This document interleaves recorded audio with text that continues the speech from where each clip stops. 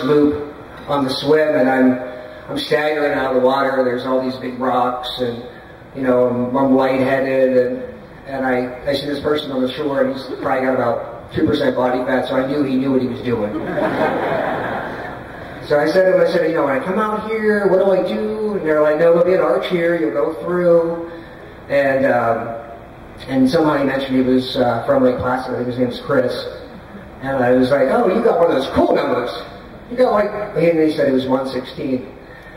And then I said, it's like, and what's your number? And I was like, this is going to take some explanation. Because they gave me the number 50. And if anybody knows what, you know, anything under 100, you're a professional. So I'm going to have one of those, I don't know if I have I'm going to have a different hat color. It's orange. If you see the everyday hero in the water, be nice to him. He's a runner first, biker second, swimmer last.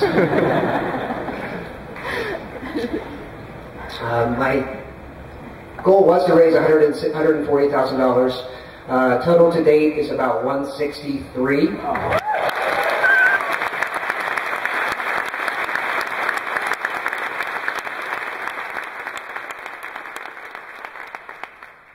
And there's just so many people to thank, because without them I would never be here today. I would like to thank my training partners Jim and Colin and Betsy, and Sarah, and Tom. Without the support of them on my journey to get here, I would never be crossing the finish line on Sunday. I want to thank my girlfriend Michelle, who was the best campaign fundraising advisor anybody could ask for. She and herself raised $132,000 last year for cancer research.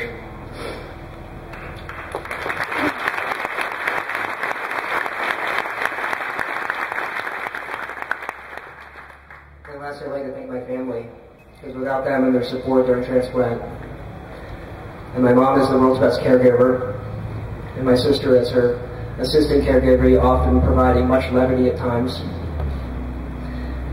and my dad, who would fly out every other weekend, and my best friend during the whole thing. I love you all. Thank you.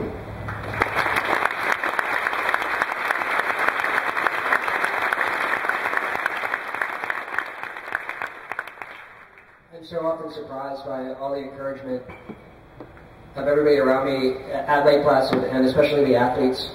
I feel like there's such a community environment, and everybody knows what it takes to get here. And there's just a mutual respect, whether you're coming across the finish line in 8 hours and 15 minutes or 16 hours and 59. Everybody's put a lot of time and effort into this. It's not something you can just go out and wing. And last, I'd like to thank, during my campaign, I met this little girl, Hannah, who was she was a cancer survivor, and she was 6 years old. And at one of our first fundraising events, she gave me this purple bracelet, which is a symbol of the Leukemia and Lymphoma Society and Team in Training, and it was in a little goodie bag. And I've just never been able to take it off. I can't imagine going through what I went through at a tender age of 6. Hannah's doing great now, and the survival rates for children with cancer have gone from 2% in 1960 to over 90% now.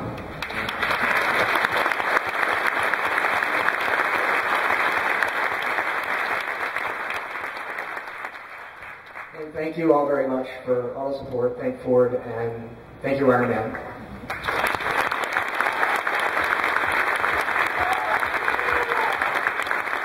Jim also received this backpack. It's got goodies in it. Time next watch, you got all kinds of goodies. And the last 3 Ford Everyday Heroes wore it during the run.